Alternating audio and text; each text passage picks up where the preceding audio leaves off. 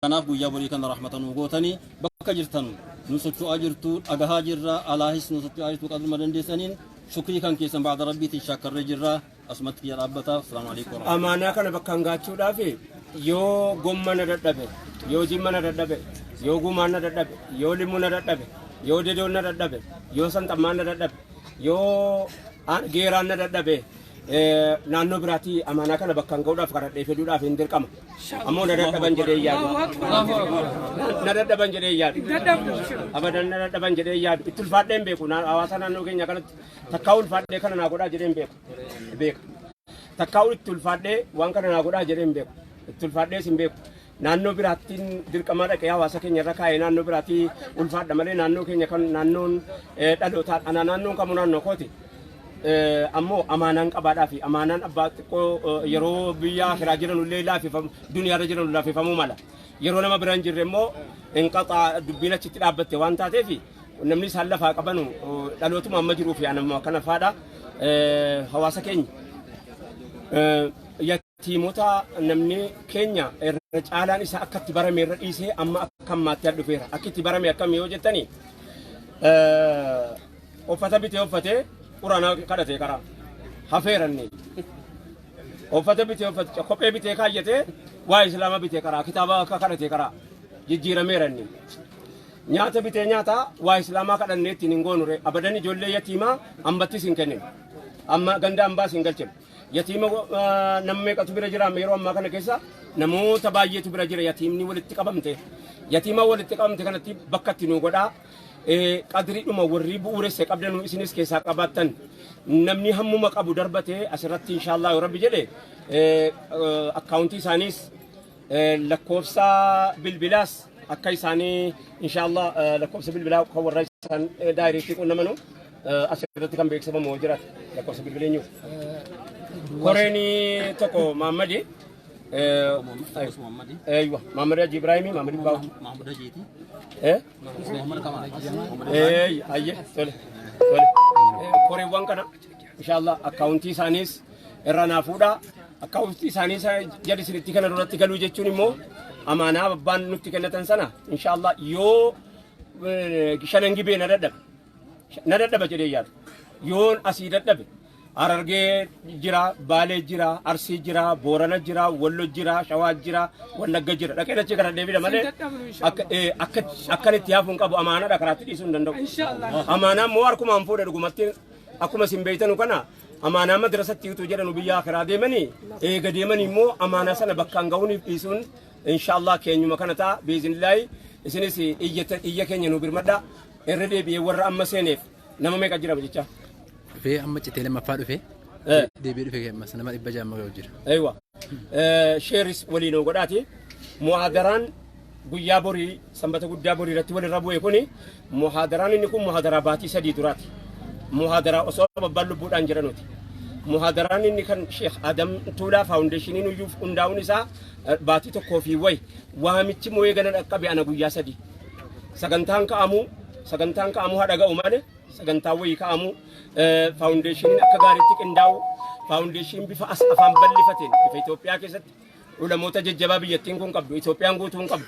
kaabaa hamma kibbaatti kibbaa hamma kaabaatti bahaa hamma dhiyaatti qabdu faawundeeshinii guddaatu lafa kaa'ame kan Hasanan Jaamoo of keessaa qabdu kan Haji Zeenuu of keessaa qabdu Haji Zeenuu Kaasmeedhaa faawundeeshinii namoota Qaxbaree of keessaa qabdu. Faawundeeshinii namoota gurguddaa of keessaa qabdu ta'uu wajjiniin yeroo gabaabaa keessatti qabame. Qabaa kan ammoo gandi kuni ababbaa wajjiniin baatii sadii dura nawaamuun jira. Kanatu faawundeeshinii boriirraa akkan hin dhayne waamicha kanatu dursee akkan hin dhayne nu godhe jechuudha. Kan akka nu battanu isin gaafachaa. Egaa maayyii irratti wanni dhaammadhu hawaasa kabajamoo mirgi ummata islaamaa waggoottan yeroo dheeraadhaaf gaafatamaa ture bara lamman sadan darbe keessa mirgi ummata islaamaa mirganuu deebi'ee gurguddaa isaa akkuma qabnu mirginii deebi'ee gurguddaa isaa keessa baankiin dhalarraa bilisaa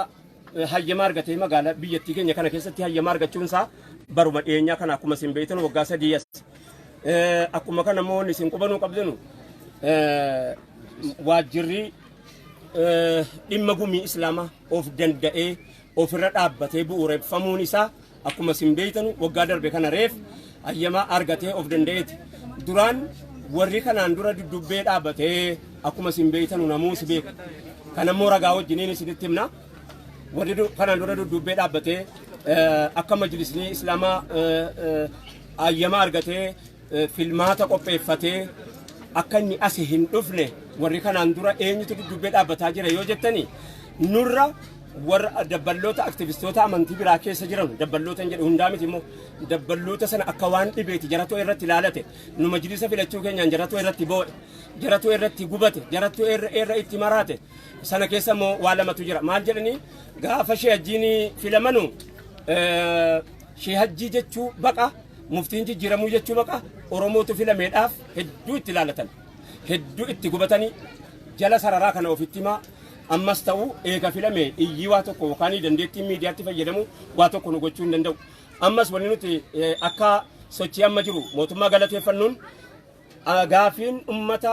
amantiiwwan biraa deebi'aa jiraachuu argaa jirra. Akkuma isin beektan gaafiin jaraa gaafii afaan keenyaan amantii keenya gaggeeffannaa kun silaa kadhatamuu hin qabu. Ayyamuu yoo barbaachisuu hin qabu ture. Laakiin qabaa adda addaatiin waan jiruuf yeroo ammaa kana keessa sochiin maqaa mormii amantiiwwan ayyama argachuutiin naannoo keenya keessatti jeequmsi uumamaa jiru uumamuudhaaf qophaa'amu kun hawaasni keenya dammaqee akka inni yeroo ammaa kana keessa ummata mirga argatee manneen bataskaanaa manneen adda addaa ofii tolfatu hawaasni keenya keessattuu naannoon Oromiyaa jeequmsaaf yeroo hin qabnu akka kun immoo jala sararamee nuu beekamu jechuudha. Kanaaf ummata afaan keenyaan amantaa isaa gaggeeffachuudhaaf ayyaama argatee kanaan hani an jennaan baga gammaddanii ulfaadhaa nuti isinii wajjiniin jirraa jechuun amaanaa keenya ta'a ulfaadhaa. Lakkoofsa akkaawuntii baankii shanan tokko asirratti isinii yeruun barbaada. Maqaa masjiida Toofiqiin kan baname Commercial Bank of Ethiopia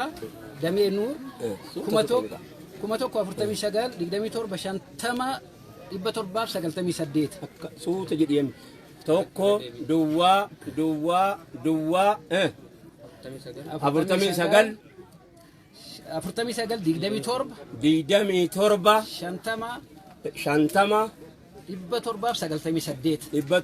798 kuni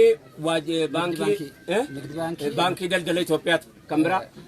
akkuma kana baankii Hijiraa Bank kuma 10 ayye kuma 10 tokko duwwaa yeroo afur ayye 31 ayye 13 000 ayye yeroo sadii deedoo 00 lama maayii irratti kooperaatiiviin Awaashtu Dursaa tole 0 tokko ayye 42 57 44 19 baankiiwwan nu maqaadhaa jiran suni gumaatni jarri boru nu godhanis gaafeedha. Baankiiwwan nu maqaadhaa hin dhoofne kana beeksisaan jiru yeroo ammaa kana keessa maaliif jennaan wanni jarri gumaataa jaraa barbaanna ashaaraa jaraa barbaanna achi keessatti faanni jaraa faana isaanii barbaannaas keessaa Hijiraa Awaash Zamzam nu barreessaa jechuu jiranii 00 barreessita ayye 19 93 34 20 tokko tole kooperaatiivii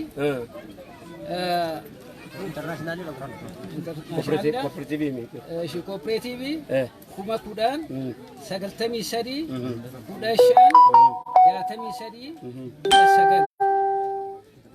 amma yoo wanaatti kan nuti baankolee akka nama qaadofnuu fi islaama bira dhaabbachuudhaaf naannoo nu dhayne hundatti fakkeenyaaf naannoo shabeetti waan kooperaatiiviin uummata islaamaatii godhe hin beekna akkuma kanas baqattoota hawaasa keenyaa bira dhaabbachuudhaan kooperaatiiviin baay'ee beekama warra beekamaa isaa irra jalqaba warra waan biraa qabu haasaa jirra warra waan biraa qabu waa biratti beeynu haasaa jirra maaliif jennaan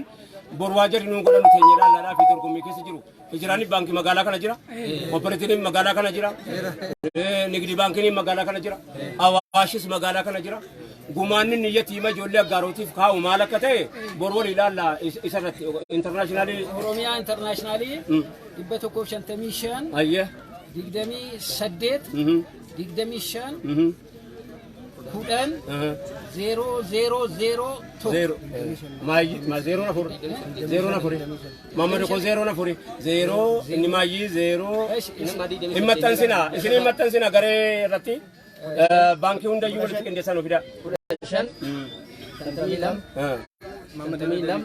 shantamii tokko duwwaa yeroo afur tokko maayyini kan ammoo walitti qindeessinee peejii keenya irratti galgala kana isinii maxxansinaa jechuu isinii himna maali gaafii gaafannee iyyannee yoo abbaan iyyoo laan namatti bilbata eenyunu nutti bilbatan jennee yaadna ulfaadha galatooma jeequmsa naannoo adda addaa irratti dhimma jibbaa ummata afaan keenyaan haasa'u kana jibbuudha xiqqoo asiifatii jedhaa jiran kana hawaasni keenya irratti deemee